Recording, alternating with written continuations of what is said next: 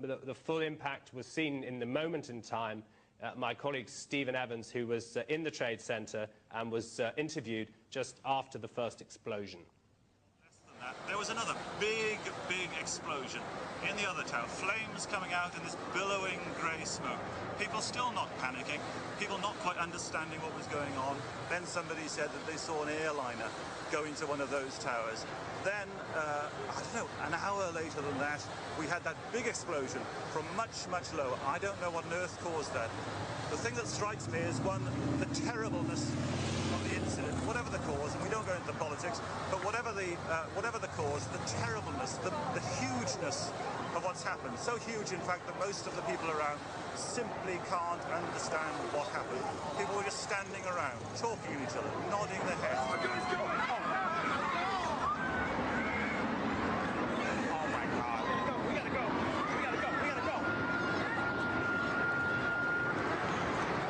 Oh my God. BBC's Ron Insana, who went down with a cameraman hoping to get close to the World Trade Center, and then it began to come down. The first one. Ron, take us through what you experienced. Well, Tom, much of the area had been, in fact, cordoned off, and the cameraman from MSNBC and I were trying to get across to the west side of the World Trade Center in order to hook up with the rest of the NBC crews that we knew were there. As we were moving towards the building, we saw the top begin to blow out in a plume of smoke, and we heard the noise associated with an implosion. We turned and immediately... You heard the building collapse, right, Mr. Insana? We saw the top begin to blow out in a plume of smoke, and we heard the noise associated with an implosion. Now surely, Mr. Insana, you realize your journalistic integrity is at stake here. Now you heard the building collapse, right? You heard the noise associated with collapse, right? As we were moving towards the building, we saw the top begin to blow out in a plume of smoke, and we heard the noise associated with an implosion. We turned and immediately ran for cover in the other direction as debris began to rain down. Okay, Mr. Insana. So you say you saw the top of the World Trade Center blow out, and you heard the noises associated with an implosion. Well, what else did you see? Absolutely. Much like the images that were created for the movie Independence Day, when New York was exploding, the corridors of Lower Manhattan are so narrow and channel so much wind, even just on a plain windy day, that this material blew through in a way that was really unimaginable. It was truly frightening. Thank you for your statements, Mr. Insana, and I, for one, appreciate your honesty, candor, and patriotism for bringing this information about 9/11 to light. Thank you so much. The images that were created for the movie Independence Day, when New York was exploding, I saw an individual coming down that was clearly, he was completely burned from head to toe, and all of his skin had come off his forearms and his face, and his hair was all gone, and looked a little disoriented. So he seemed to be on his cell phone, either talking to somebody or trying to reach somebody. And I asked him what happened. What was amazing about his story was that he was in the lobby of World Trade Center 1 when the first plane hit. And when the debris started coming down, he went back to go into the building to protect himself and was in the revolving doors going back in off West Street when he looked up and a fireball came flying out, I guess from the elevator shafts, that's what he seemed to believe, and blew out all the windows and threw him back onto the street. And obviously, you know, in a fire flash, seared all his skin. But apparently nothing, you know, all his clothes, none of his clothes were burned. So that was pretty amazing. Yeah, amazing, all right.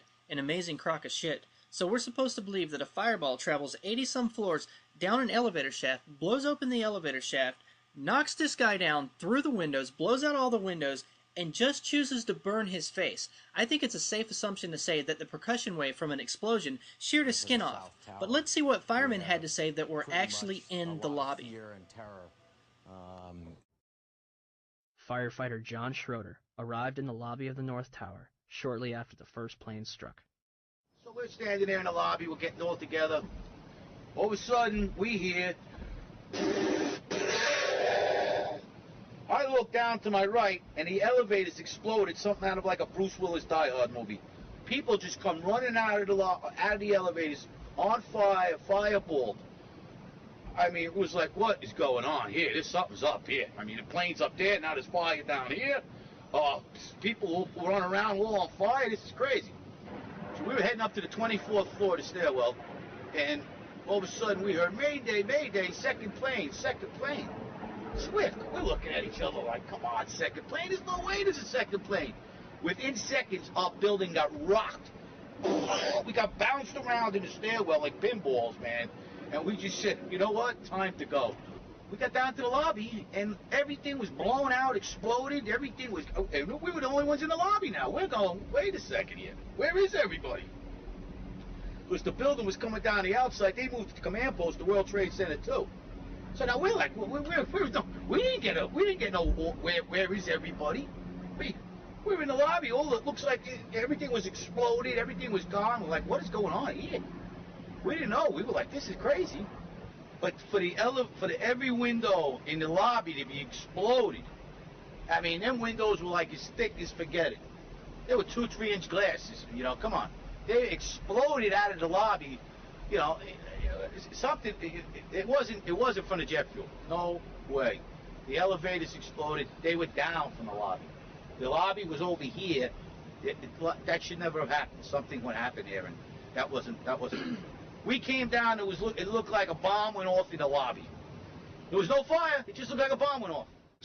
And even the turnstile was burnt and was sticking up, and they just told us to run. I heard the first explosion, and the elevator blew up. And as we were coming out, we passed the lobby. There was no lobby. So I believe the bomb hit the lobby first, and a couple of seconds then the first plane hit.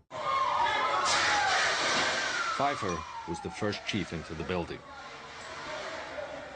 Right away, a guy from the Port Authority told him the damage was somewhere above the 78th floor.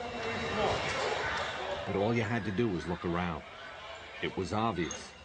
Something had happened right there in the lobby.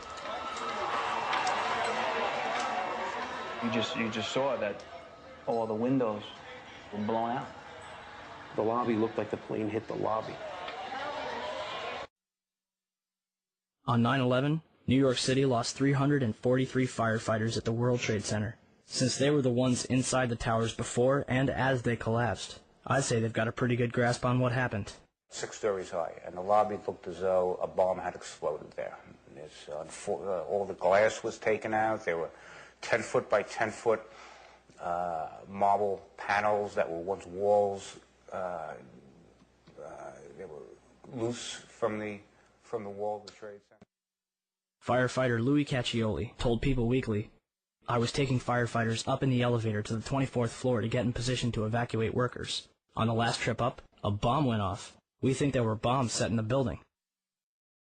Okay, I'm just going to make a common sense observation here. The north and south towers were both 110 stories each. Where's all the concrete? All I see is piles and piles of steel all over the ground.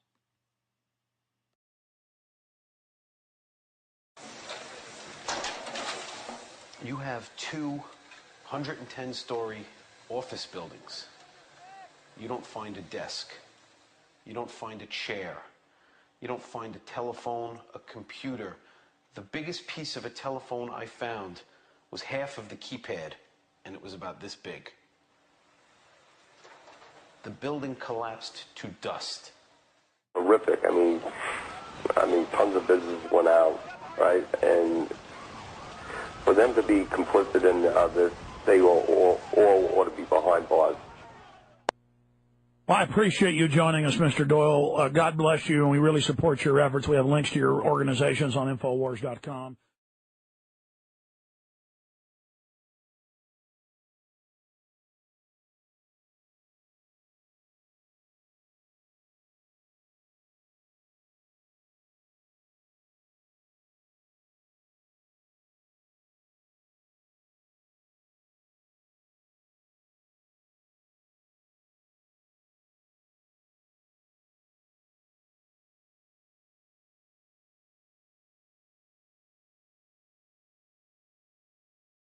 But yesterday, it was a screaming audience member who got Bill's attention.